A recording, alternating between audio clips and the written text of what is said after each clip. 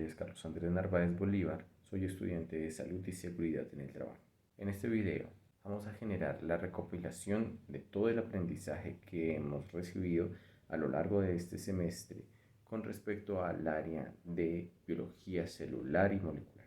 Vamos a contextualizar el problema, en el cual hablamos que hay un individuo que trabaja diariamente en la extracción de minerales preciosos en una mina. Él y sus compañeros son expuestos a rayos X al salir de cada jornada para comprobar que no se están robando algún material de valor para la empresa. Con base en esta información, vamos a responder cuáles son los riesgos para la salud asociados con la exposición diaria a rayos X a nivel celular y molecular. Pero, ¿qué son los rayos X? ¿Y cómo pueden los rayos X afectar nuestra salud? Es muy importante tener en cuenta que los seres humanos estamos constituidos por átomos. Ahora, nosotros somos organismos con átomos que tienen un núcleo estable. Pero también existe en el ambiente átomos con un núcleo inestable. Estos son átomos radioactivos. Al ser radioactivos, esta radiación puede generar partículas que pueden afectar directamente a los seres humanos. A lo que me refiero es que estos átomos, al no tener un núcleo estable, se desintegran. Al desintegrarse, van perdiendo partículas, las cuales, dependiendo su tamaño, pueden afectar independientemente a cada individuo en cierto grado. Ahora debemos contextualizar qué tipos de radiaciones existen. Existe la radiación alfa, generada por partículas alfa. Estos son núcleos de átomos muy grandes que pues realmente no van a afectar directamente a un organismo. Pueden generar sí daños si te tiene un contacto muy constante con este tipo de partículas. Contamos también con las partículas beta, partículas que son más pequeñas. Estas están compuestas por electrones y protones. Al ser más pequeñas pueden tener un mayor efecto en el organismo ya que pueden alcanzar más profundidad en los tejidos. Contamos también con la radiación gamma.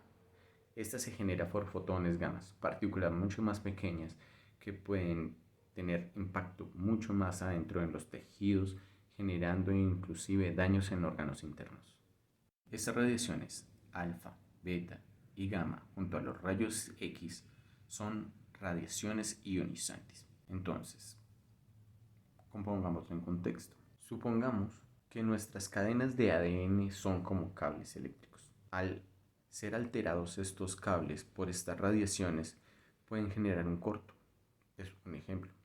Este corto puede generar alteraciones en el genoma y generar alteraciones o mutaciones genéticas.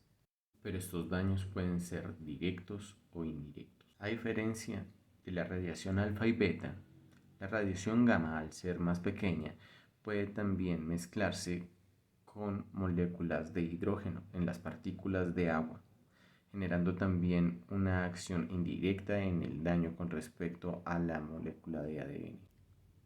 Estamos hablando de aniones de hidróxido. Estos son una especie reactiva del oxígeno y pueden generar daños de forma indirecta a la célula. Hablemos de las alteraciones en la estructura del ADN con respecto a la radiación. De forma directa, pueden romper los enlaces en las cadenas del ADN. Esto es destruyendo los azúcares, que vendrían siendo la forma en la que se unen estas cadenas. También pueden romper los puentes de hidrógeno, que unen las dos cadenas de ADN.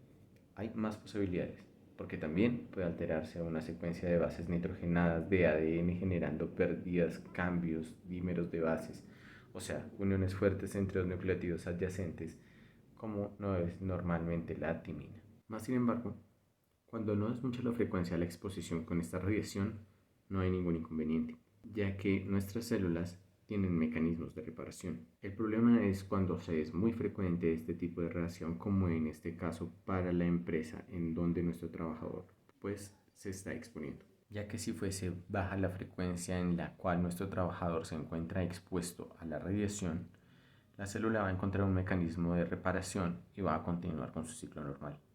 Más sin embargo, al romperse varios enlaces, al ser frecuente esta radiación, entonces lo que vamos a hacer con estos mecanismos de reparación es que la muerte de la célula puede encontrarse a un punto muy cercano o al encontrarse en reparación y encontrar tantos efectos negativos sobre la secuencia de ADN, esta puede mutar. Más sin embargo, pues cuando hablamos de muerte celular no estamos hablando de la muerte como tal del organismo, Estamos hablando de alteraciones que pueden afectar a ese individuo con respecto a la exposición a estos rayos X. Estamos hablando de que se encuentra expuesto a problemas como alopecia, como quemaduras, como descamación, como anemia, hemorragias, daño intestinal, qué pena, también esterilidad, cataratas, deficiencias metabólicas que se van a hacer mucho más frecuentes con el tiempo con el que la persona se encuentre expuesto y a las cuales sus células no puedan darse reparación. Sin embargo, hay muchísimos más riesgos, ya que en la mutación del ADN podemos encontrar afectaciones más graves a la salud y que pueden ser mortales a corto y largo plazo, como por ejemplo el desarrollo de cáncer, puede ser en tejidos externos tanto como internos, además de mutaciones germinales. ¿Y cómo mitigamos estos riesgos que está generando este tipo de rayos X al interior de la mina con los trabajadores? Existen varios mecanismos con los cuales podemos mitigar estos riesgos y efectos negativos de estos rayos X sobre los trabajadores. El primero, podemos generarle un cambio de metodología, cómo utilizar detectores de metales, cómo utilizar pues lo que vendría siendo, cómo implementar requisas manuales, también puede ser otra muy buena opción.